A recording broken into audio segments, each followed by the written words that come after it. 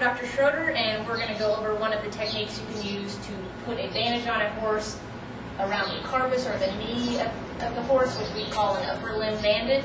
I'm going to use what's called a stack wrap technique, where we put a lower bandage on to support the upper bandage to keep the upper bandage from sliding down the leg.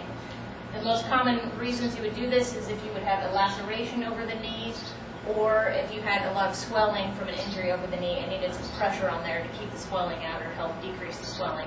The first thing you do with an upper limb bandage is usually place a lower limb bandage. Some people don't do this, you don't have to, but it does help a lot and to keep the upper limb bandage from sliding down the leg. Since the horse does have a smaller lower leg, the bandage wants to tend to slide, but if you put a bandage around the lower part of the leg, it helps that upper bandage to stay in place.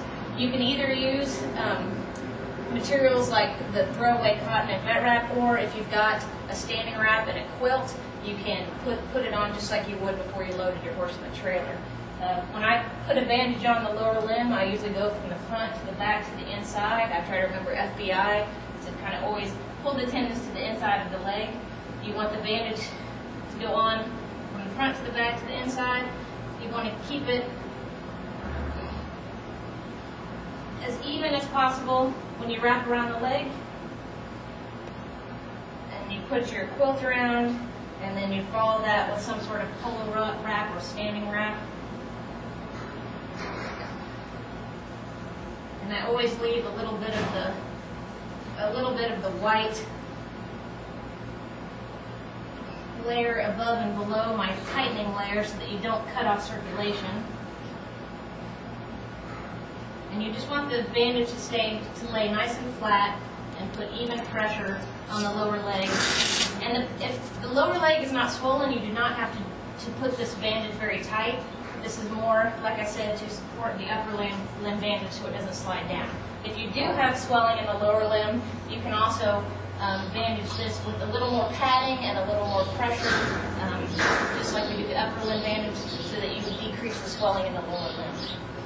So if you were to have a laceration across the knee, you would put some antibiotic ointment of your choice on a non-stick Telfa pad and put the non-stick Telfa pad over the laceration to protect it, and then also some white roll gauze around the Telfa pad to hold, just not tight, just to hold the non-stick on the wound, so that it doesn't slide off the wound, and then it holds the antibiotic material right on the wound. And you're going to just go kind of below the joint and above the joint to help hold that non-stick Telfa pad in place.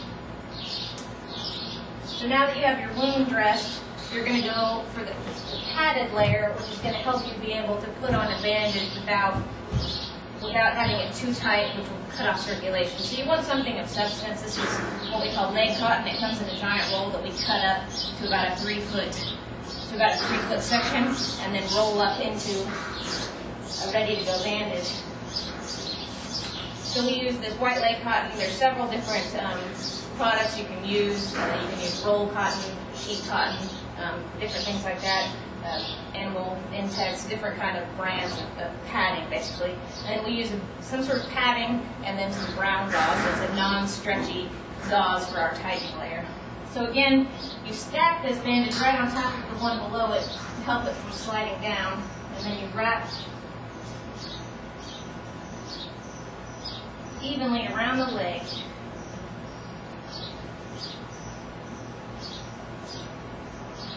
And then you take your brown gauze tightening layer, and I place it underneath, the first wrap underneath where my cotton starts, and then start going again from the front to the back to the inside, leaving again a little bit of the white cotton above my tightening layer.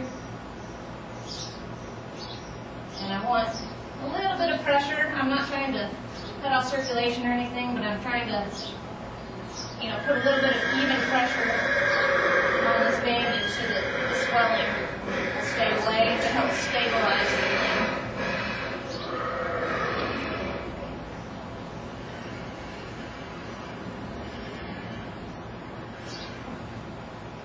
And once that's done, I use vet wrap, which is a self-sticky. It sticks to itself.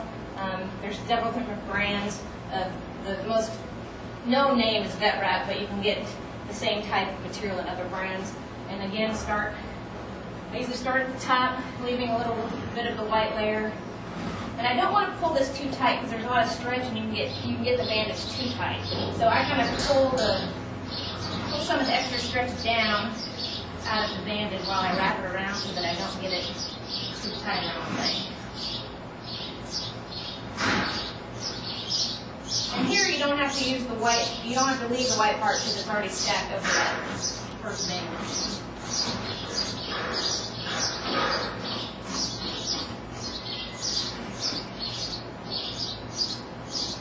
And then I kind of rub that end to itself so it doesn't come apart. The next thing you do is put some elasticon or self-stick tape at the top of the bandage. And I put about half of it on the bandage and half of it on the hair. And this will do two things. I do a couple wraps around. This will do two things. Number one, it'll keep hay and shavings and stuff from getting down in the bandage dirt. The other thing it will do is it will help hold the bandage to the hair so it doesn't slide down as much. So the bandage is basically complete. One other thing we do anytime we have a bandage on a front limb, on a knee that's going to last or stay on for a long time, or the leg is going to have to be bandaged for any period of time. This accessory carpal bone, this little bone that sticks out back here, this you'll get a lot of pressure sores on this bone. So when we bandage a knee like this, I take a little razor blade, or you can take the back of the scissors, and I feel that bone with my thumb there, and I carefully make a cut just through the tightening layers, just through the vet wrap and the brown gauze, so that you expose the padding layer underneath, and that lets some pressure off that accessory carpal bone so that you don't get a pressure sore right there on this bone if you have to leave a bandage on for a long time. So basically, that is what we call a stack wrap on the front limb of a carcass.